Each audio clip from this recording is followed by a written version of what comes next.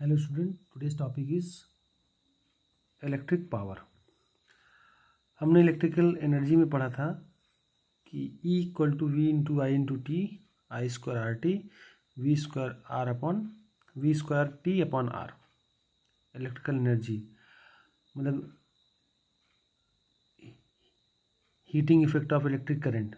ठीक है, कि कितनी इलेक्ट्रिकल सप्लाई आप देते हैं, वो जो इलेक्ट्रिकल सप्लाई होता है वो हीट के फॉर्म में निकल जाता है। ठीक है, तो जो इलेक्ट्रिकल एनर्जी होती है वही हीट एनर्जी होती है। जितना आप इलेक्ट्रिकल सप्लाई करेंगे इलेक्ट्रिकल एनर्जी, उतने ही हीट के फॉर्म में निकल जाएगी। तो इसीलिए इलेक्ट्रिकल एनर्जी जो होता है वो हीट एनर्जी के इक्वल होता है। ठीक है,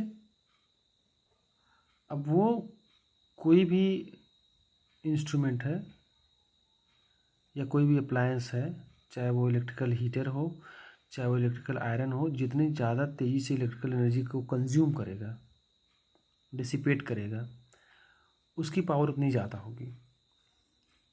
जितनी तेज़ी से वो इलेक्ट्रिकल एनर्जी को कंज्यूम करेगा उसकी पावर उतनी ही ज़्यादा होगी। मतलब जिसका रेट कंजम्पशन का ज़्यादा होगा उसका पावर भी ज़्यादा होगा। तो इसकी डेफिनेशन पढ़ते हैं कि electric power of an electric circuit, कोई भी इलेक्ट्रिकल सर्किट है उसका जो इलेक्ट्रिक पावर होता है is the rate at which the electrical energy is dissipated. किस रेट से एनर्जी डिसिपेट हो रही है इन द गिवन सर्किट, यही होता है electric power. Electric power of an electric circuit is the rate at which the electrical energy is dissipated. The electrical energy dissipated, तो जो एनर्जी डिसिपेट होती है उसकी वैल्यू होती है V into I into T, I square R T और V square T upon R. और इसका रेट से डिवाइड कर देंगे, रेट का मतलब टाइम से डिवाइड कर देंगे, तो हमारे पास आ जाएगा वी इंटू आई। जब इसमें टी से सभी में डिवाइड करेंगे तो सभी में से टी हट जाएगा, तो V into I, I square R, V square upon R. ये पावर निकालने का फार्मूला है। ठीक है, तो वी की यूनिट जो रखना है वो हमेशा आपको वोल्ट में रखना है, आई को हमेशा एम्पियर में रखना है, आर को हमेशा ओम में रखना है। ठीक है, किस में रखना है? V will be always in volt, I is in ampere and R is in ohm. ठीक है, अगर ये माइक्रो वोल्ट मिली वोल्ट दिया है, ये मिली एम्पियर है, माइक्रो एम्पियर दिया है, तो पहले हम इसको एम्पियर में चेंज करेंगे, तब जो पी की यूनिट आएगी वो आएगी वाट। ठीक है, WATT वाट। तो the SI unit of electric power is वाट। अब इसके बड़े भी एनर्जी के जो ये वाट होता है, इसके बड़े भी यूनिट होते हैं जिनको हम किलोवाट या मेगावाट कहते हैं। ठीक है, तो ये देखिए और यूनिट है। अच्छा, other unit of electrical energy watt hour भी है, मतलब जितना वाट आप यूज़ कर रहे हैं और जितने आवर तक। जैसे 1 किलोवाट का कोई चीज़ आपने यूज़ किया, 1 आवर तक यूज़ किया, तो उसका जो पावर होगा, जो उसकी एनर्जी होगी, वो वाट आवर होगी। ठीक है, तो इलेक्ट्रिकल एनर्जी का ये पावर वो इस यूनिट होता है वाट आवर। कितने वाट की कोई चीज़ आपने यूज़ किया। देखिए इसका यहीं से आता है कि जो P होता है डेफिनेशन से E अपॉन टी होता है। ठीक है, P इक्वल टू, देखिए T से डिवाइड किया ना, तो ये जो P होता है वो E अपॉन टी होता है। तो E इक्वल टू कितना हो जाएगा? E इक्वल टू हो जाएगा P इंटू टी। तो इलेक्ट्रिक, और P की यूनिट होती है वाट, और T की यूनिट आवर में अगर है तो E की यूनिट होगी watt hour.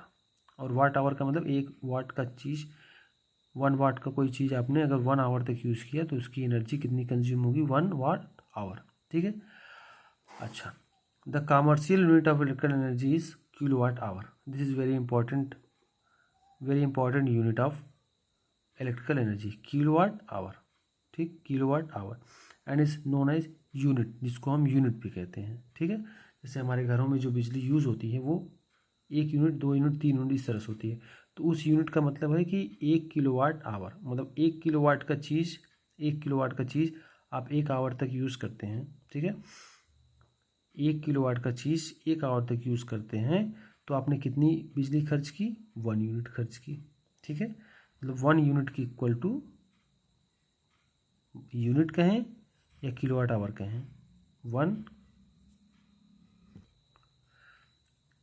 1 unit equal to 1 kilowatt hour. अगर आपने कोई चीज़ 1 किलोवाट का 1 आवर तक यूज़ किया तो आपने 1 यूनिट बिजली खर्च की। ठीक है, तो ये यूनिट कहिए या किलोवाट आवर कहिए। अच्छा, किलोवाट आवर का मतलब हो गया किलोवाट आवर मतलब किलोवाट किसका यूनिट है, पावर का, आवर टाइम का, अपॉन 1000 कर देंगे तो कितनी एनर्जी आपने कंज्यूम की वो पता चल जाएगा। ठीक है, electrical energy consumed in kilowatt hour equal to power time upon 1000, मतलब कितने वाट का चीज़, आप इसको ऐसे भी याद रखते हैं, वाट आवर अपॉन 1000, कितने किलोवाट का चीज़ आपने यूज़ किया, कितने टाइम तक यूज़ किया, डिवाइडेड बाई 1000। तो अब जब भी आप, फिर यही बात याद रखिएगा कि जब भी आप एनर्जी, ये एनर्जी का यूनिट है किलोवाट आवर, कितनी एनर्जी आप अपने घरों में यूज़ कर रहे हैं वो हमेशा किलोवाट आवर में देखी जाती है। ठीक है, मतलब उसको यूनिट भी कहते हैं। तो वो जो एनर्जी है वो किलोवाट आवर में है, ये एसआई यूनिट तो है नहीं, लेकिन जब भी आप क्वेश्चन लगाएंगे तो कभी भी किलोवाट आवर में अगर एनर्जी गिवन है तो आप डायरेक्ट किलोवाट आवर में नहीं रखेंगे, इसको जूल में चेंज करेंगे। ठीक है, तो हम देख लेते हैं कि रिलेशन बिटवीन कॉमर्शियल यूनिट है of energy, relation between commercial unit of energy, energy का कॉमर्शियल यूनिट होता है किलोवाट आवर, एंड जूल। तो हम देख लेते हैं किलोवाट आवर और जूल में क्या रिलेशन होता है। 1 किलोवाट आवर का मतलब है कि 1 किलोवाट इंटू 1 आवर, और 1 किलोवाट को जब वाट में चेंज करेंगे तो 1000 वाट। और देखिए जब भी आप न्यूमेरिकल लगाएंगे तो कभी भी क्वेश्चन में आप किलोवाट नहीं रखेंगे, कभी आवर नहीं रखेंगे, हमेशा आप एमकेएस या एसआई सिस्टम में ये चीज़ों को रखेंगे। तो किलोवाट का एसआई सिस्टम होता है 1000 और आवर का मतलब 60 इंटू 60 सेकेंड। तो 1000 को 1 किलोवाट को 1000 और 1 आवर का मतलब 60 इंटू 60, तो ये हो जाएगा 1000 इंटू 6 मल्टीप्लाई 6 3600। अब ये वाट और सेकेंड हो गया। ठीक है, वाट इंटू सेकेंड, और वाट इंटू सेकेंड का मतलब कि जूल। ठीक है, वाट और सेकेंड का मतलब होता है जूल। कैसे होता है ये भी आप देख लीजिएगा कि P इक्वल टू होता है E अपॉन टी, तो E इक्वल टू हो जाएगा P इंटू टी। अब P की यूनिट होती है वाट, P की यूनिट होती है वाट, और T की यूनिट होती है सेकेंड, और E की एनर्जी होती है जूल। तो वाट सेकेंड को आप क्या लिख सकते हैं, जूल, तो वाट सेकेंड को हमें लिख दिया जूल। तो ये मल्टीप्लाई होगा 3 6 1 0 2 0 और ये 3 0, तो 1 2 3, तो इसके लिख देंगे 3.6, पॉइंट के बाद जाइए 1 2 3 4 5 6 10 raise to the power 6 joule. ठीक है, तो 1 kilowatt hour equal to 3.6 into 10 power 6 joule, ये रिलेशन होता है। तो जब भी आप न्यूमेरिकल लगाएंगे और उसमें किलोवाट आवर दिया रहेगा तो सबसे पहला काम रहेगा कि हम किलोवाट आवर को जूल में चेंज करेंगे बाय मल्टीप्लाइंग 3.6 इंटू 10 पावर 6। ठीक है, तो इसमें एक बड़ी इंपॉर्टेंट चीज़ कि जो कॉमर्शियल यूनिट होता है, जैसे आपने एक यूनिट सुना होगा हार्स पावर, ठीक है ना, तो ये हार्स पावर भी यूनिट होता है, पावर का यूनिट होता है हार्स पावर। ठीक है, 1 हार्स पावर इक्वल टू 746 वाट, तो ये भी याद रखिएगा कि 1 हार्स पावर इक्वल टू 746 वाट। लेकिन जो मेन है कि आपको जो हमेशा दिया रहेगा वो किलोवाट आवर में दिया रहेगा। ये किलोवाट आवर जो है ये पावर की यूनिट नहीं है, ये एनर्जी की यूनिट है, और इसी को कहते हैं यूनिट। और इसी किलोवाट आवर को जब जूल में चेंज करेंगे तो हमारे पास आ जाता है 3.6 इंटू 10 पावर 6 जूल। ठीक है, तो power, SI unit of power, इसके बड़े यूनिट होते हैं मेगावाट और kilowatt. Megawatt equal to 10 power 6 watt. ठीक है, 1 किलोवाट इक्वल टू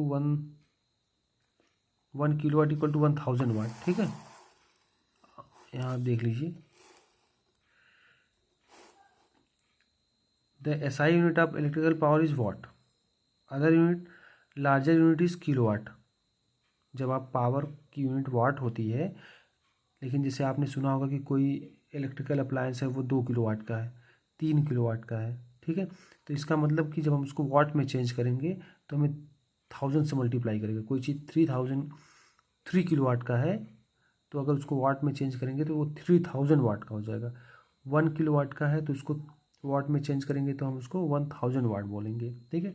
तो 1 किलोवाट इक्वल टू 1000 वाट, या उसको पावर में लिखेंगे तो 10 पावर 3 वाट, और 1 मेगावाट इक्वल टू 10 पावर 6 वाट या 1000 किलोवाट, ठीक है। 1 किलोवाट इक्वल टू 1000 वाट और 1 megawatt equal to 1000 kilowatt. Kilowatt को दिखाते हैं कि स्मॉल में लिखते हैं, डब्लू कैपिटल में लिखते हैं, और जब मेगावाट लिखते हैं तो दोनों कैपिटल में लिखते हैं। ये लिखने का तरीका बस है। तो ये kilowatt equal to 1 megawatt equal to 10 power 6 watt. तो ये लार्जर यूनिट है। जब भी इसमें दिया रहेगा तो इसको भी आपको न्यूमेरिकल में हमेशा वाट में चेंज करके लिखना रहेगा। चाहे किलोवाट दे, चाहे मेगावाट दे, चाहे हार्स पावर दे, चाहे किलोवाट आवर दे, कोई भी चीज़ दे, आप उसको चेंज करके ही यूज़ करना है, ठीक है। Thank you.